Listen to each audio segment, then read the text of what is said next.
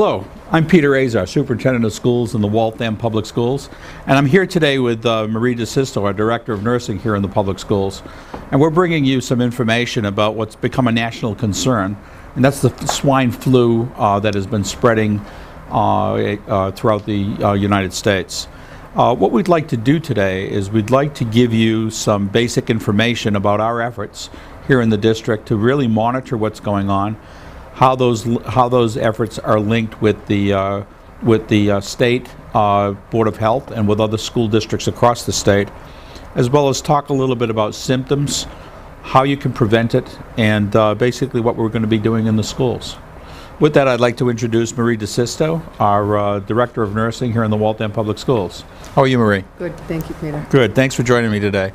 Marie, if you could start out with a little bit about our efforts and the committees that we've been involved in, as well as the links that you've made with the other schools and with the State Board of Health. Sure. We've been very active since Sunday, trying to address this problem as it's been growing throughout the week. The first thing, you and I have spoken many times about that. Dr. Azar got a letter to the parents in Spanish and in English out on Monday morning.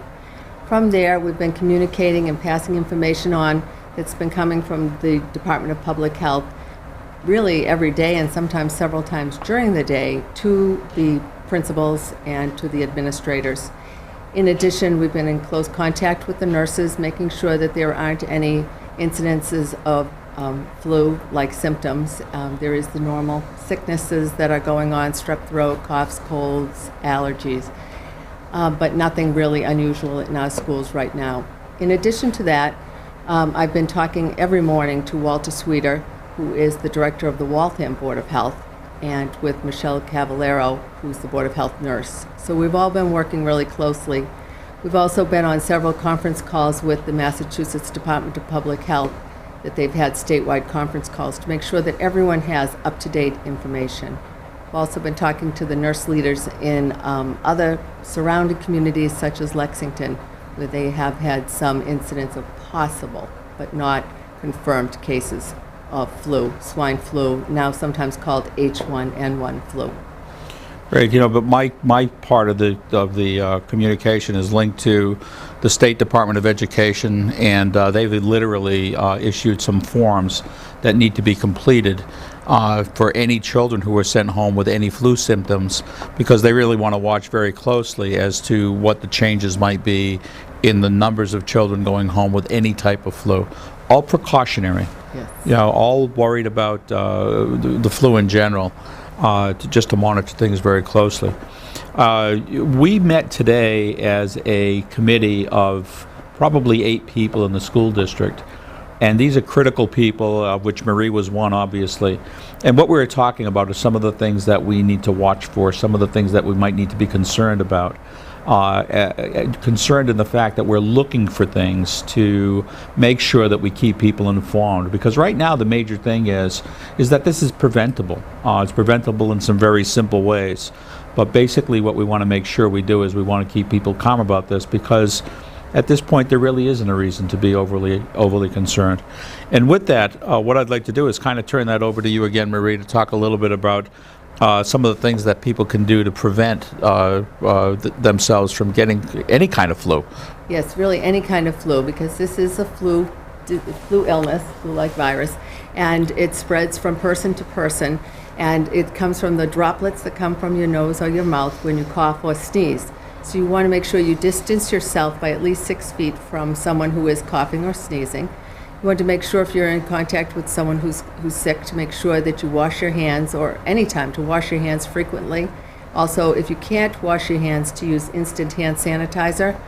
And if you're coughing and sneezing yourself, to cough into your elbow like that, so that you're not spreading germs by coughing into your hands. If you use a tissue, to throw the tissue away carefully, and again to wash your hands.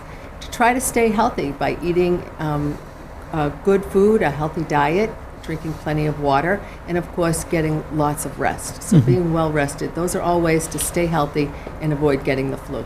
Yeah, I know a lot of people have been wearing these masks thinking that it's something that if they wear the mask they're going to be more protected. It really isn't about the mask. The mask would really only protect you if you're a person who already has it, and by wearing it, you would prevent droplets from going out by a cough or a sneeze. Exactly. So Yeah. the masks really are not needed unless you had someone who had a really strong positive situation that it looked like the flu with fever, aches, pains, coughing, sneezing heavily, and then that person would wear the mask, not the people around them. Great. I can't stress again or stress enough the idea of keeping your hands cleaned. And again, I've been walking around. I visit lots of schools, and basically what I make sure I do is I always have that little container of bacterial liquid in my pocket, and many of the people who teach do, just because we're around children so much, and that's one way to maintain clean hands. But simple stuff at home works. And a few years ago, we bought hand sanitizer in all the schools to supplement the hand washing. So every teacher should have instant hand sanitizer on the wall of their classroom in elementary, and then bottles on their desk for middle and high school. And we've double-checked those are all up to date and full. So some very practical approaches to keeping ourselves as clean as possible from spreading any kind of infection around flu. I think the other thing that I really need to ask parents to help us with is, if you see your child showing some symptoms of the flu, it doesn't mean that they have swine flu. I think, but what you need to do is you need to realize that it's important to check with your own personal physician. And in addition to that, it's important for you to keep your child home. A lot of people look at the fact of, the child's not that sick and I have to go to work. We really have to change that way of thinking. We really have to make sure that we keep the children home for a couple of days anyway, to make sure that doesn't develop into a flu that will infect other people. I'd like to close by offering you a phone number from the State Health Association that is up and running now, and it will be able to answer questions you have regarding swine flu and flu in general. And that's a simple 211. Just kind of like emergency, except 911. You should be dialing 211, and they will answer questions and give you information about the swine flu and how to prevent it, and some of the same information you hear today. But with that, I'd like to thank you, and all I can say is keep washing your hands.